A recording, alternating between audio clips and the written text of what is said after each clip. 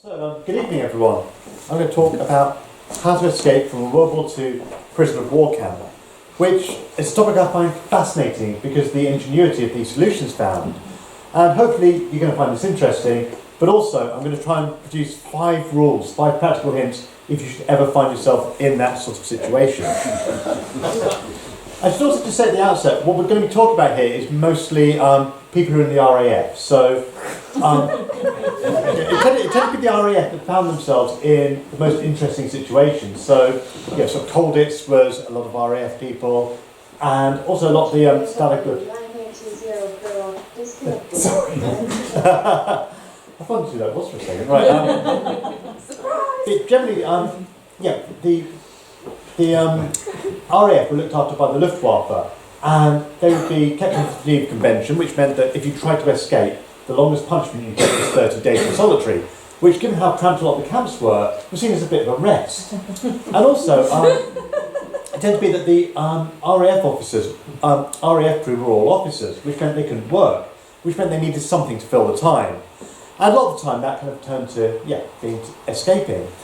And basically, it was quite a difficult situation because in fact, you start the day in England, you climb into a plane that's quite rickety and full of high explosives, you travel through hours through the dark with people shooting at you, and then if you ended up having to bail out, which is probably something you've never practiced before, you then find yourself on the ground where all the civilians would be trying to lynch you. So it's actually an incredibly terrifying experience. So it's quite a relief when you found an official who'd basically say, and they honestly said this, for you the war is over. And it's a bit of a relief. But the problem is that would be the situation you'd be trying to get back to for months or years after. So the first rule of escape is try not to get captured in the first place. And it was actually incredibly efficient in the later years of the war. There was all these escape lines. You could actually end up crash landing and being put back onto active service a few days later. So it's quite a sort of strange situation.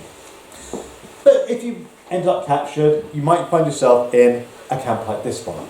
And all the camps tend to be this sort of makeup. Obviously Colditz was big old-fashioned castle, but a lot of the camps were like this. So you've got sort of barracks, you've got the 2 fences with barbed wire in the middle, you've got the guard posts with searchlights, and you have specially trained officers called ferrets who would search through the barracks looking for any sign of escape or mischief. You'd have microphones in the ground to listen to the sounds of tunnelling.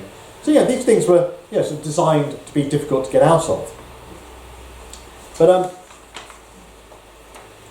the day-to-day life tended to be filled with a lot of boredom, and according to Pat Reed, one of the escapists in Colditz, the decision to escape was quite revitalising. It was something to look forward to. Now the second rule of escape is decide if you actually want to escape. The thing is, a lot of people basically, after all the strain of being in bomber crews, where the odds of surviving a complete tour as a bomber pilot bomber crew were incredibly low. It's incredibly dangerous. So a lot of people have the opinion they've done their bit now.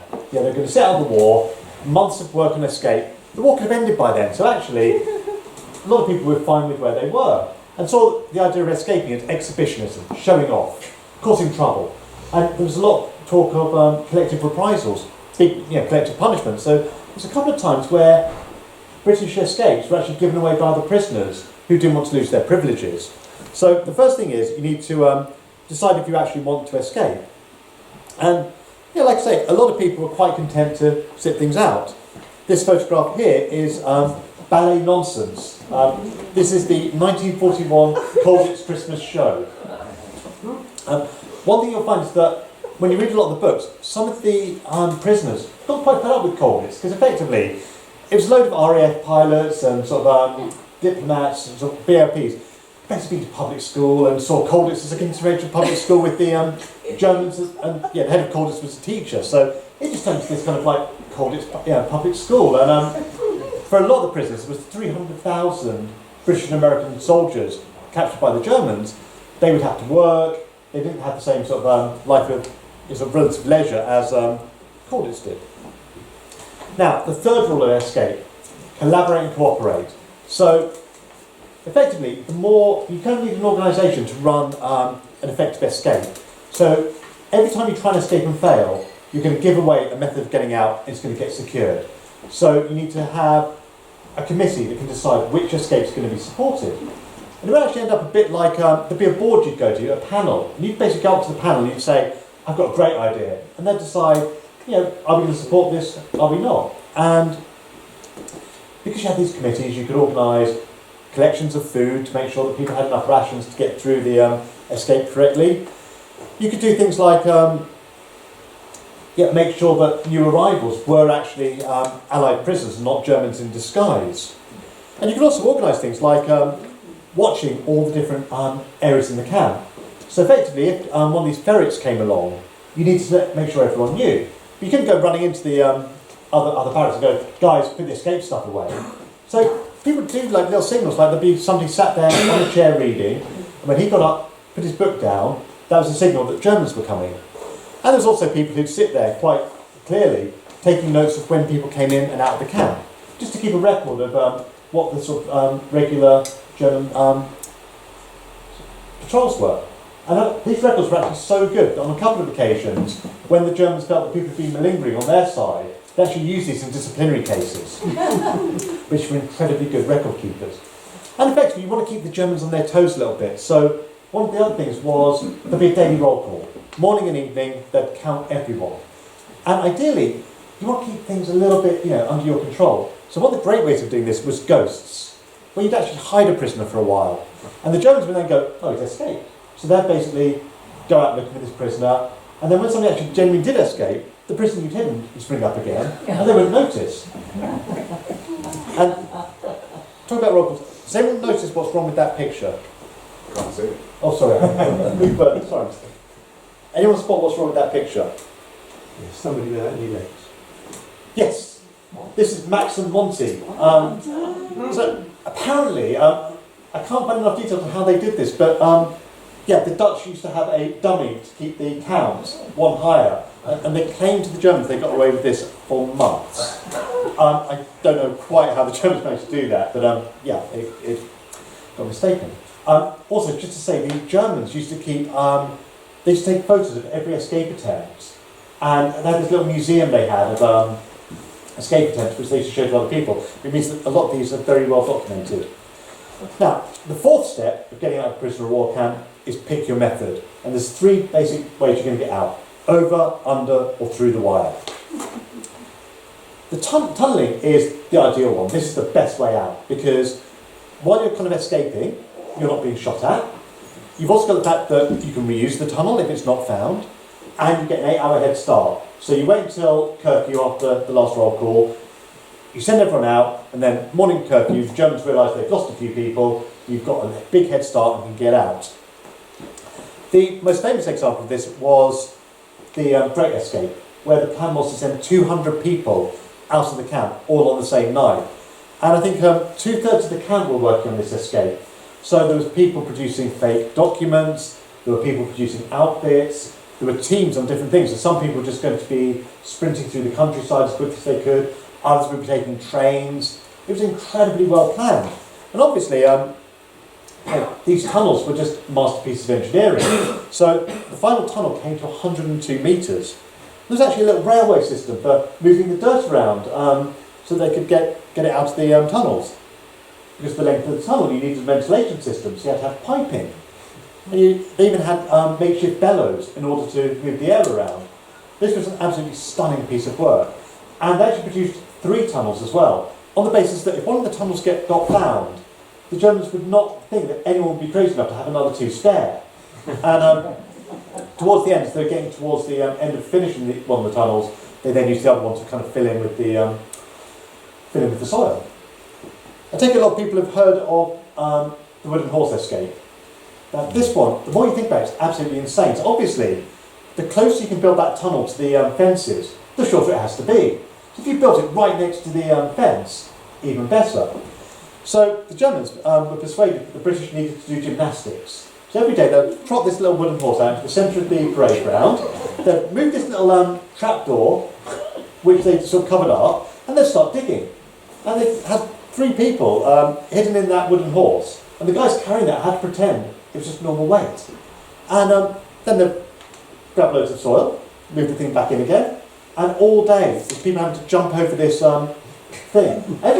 These pretty malnourished people, and they've got to keep the movement and keep the noise to confuse the microphones. So absolutely stunning piece of work. Another option is going over. This is the Warbird wire job, where the British built hinged ladders so they could put it up and then flip it over. And they trained incredibly well in the music room to get 10 people across in a minute. That's a photograph of the actual ladders, which were disguised as shelves in the music room. Which I'm always amazed with these escapes, how much work must go into just completely missing it on the German side. It's incredible. The other great way is, because I kind of find this quite scary, so either tunnelling or climbing. The best way out is to go through, and there's various different ways to get through the wire. One of the classics is to fake an illness. You can fake a heart condition and be repatriated. Some people would fake mental illness, but people were a bit nervous about that because you might not be able to stop once you were free again. This was a attempt from Colditz, where somebody managed to build some scraps of material disguised as a woman, almost got away with it, except his watch strap broke, which then the Germans suddenly went, hold it, there shouldn't be any women in Colditz. Saying that earlier in the war, it was not easy to bluff your way out. There's a famous story told by Jimmy James about a Polish soldier who'd been captured at the start of the war, who made a suit out of his naval uniform, grabbed a suitcase and went into the guard room and demanded to be let into the camp to see his brother. At which point the Germans said, well, we're not allowed visitors, what are you doing here? Grabbed the guy by the scruff of the neck and threw him out of the prison. So he actually managed to get thrown out of the camp by the Germans. Disguising themselves as chimney sweeps. Like you say, just there's incredibly good likenesses, considering they couldn't make these out of just odds and ends.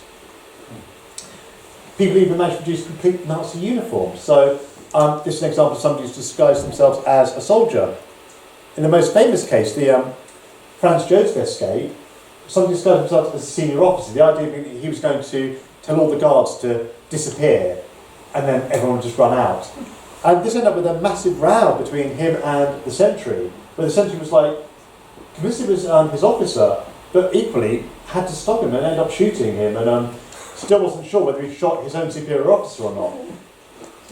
So those are the kind of main ways out, and the final rule is staying free is harder than getting free. So a lot of these escapes, people tend to talk about how the way is out. But actually, once you've reached the outside world, it's incredibly hard. You've either got to carry all your food with you, or steal stuff along the way. If you're caught in civilian clothes, you can be spotted as a spy. You've got to be very, very attentive to what people expect. Do you slouch enough, or do you keep a military posture that's a dead giveaway to locals? But the thing is, it's incredibly hard work to try and escape. The big question is it worth it?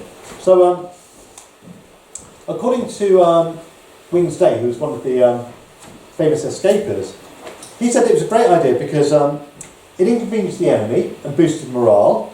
The decision to escape was revitalising, but the most important thing was it gave a structure to the life of the prisoners. And according to the MI9 history, which the MI9 was the British Secret Service whose job was helping prisoners get out, they said that even if recaptured, prisoners have had a good deal of fun and excitement, and their punishment is a maximum 30 days in the jug. And they concluded, to some prisoners of war, a few days of freedom were worth the effort of years. So, you should always try and escape. I just want to leave you with what I think is the most incredible attempt to escape from a prison war camp. And this blows my mind every time I look at this photo. This here is the Colditz Cock. Now, towards the end of the war, most of the routes out of Colditz had been fairly secure. They were ready for anything. But the British then realised that there was one part of the roof that the Germans never went to that couldn't be seen from anywhere else. And in the prison library, there are a couple of copies of a 2-volume work on aircraft design. The obvious thing to do, build a glider on the roof of Colditz, so as a last-ditch thing, you can get out there. And it was designed so there's going to be a bathtub full of concrete. They're going to throw the bathtub of concrete off the thing, which will give enough kinetic energy to fling this glider to a flight-worthy speed. And they were keeping this back to the end of the war as a sort of emergency evacuation thing if the SS tried to storm the castle. So they could send somebody out to try and get help from the American army. And this was lost. There was one photo taken of it at the time, and then it was lost. But years later, somebody actually reconstructed this glider according to the original plans, and terrifying thing, it worked. But can you imagine, just on a couple of calculations, and it's made out of bed slats. Prison war camps generally, you had just a few bed slats to sleep on. Bed slats and laundry, and they were going to find that out at the castle. So, dream big when you're trying to escape. Thank you very much.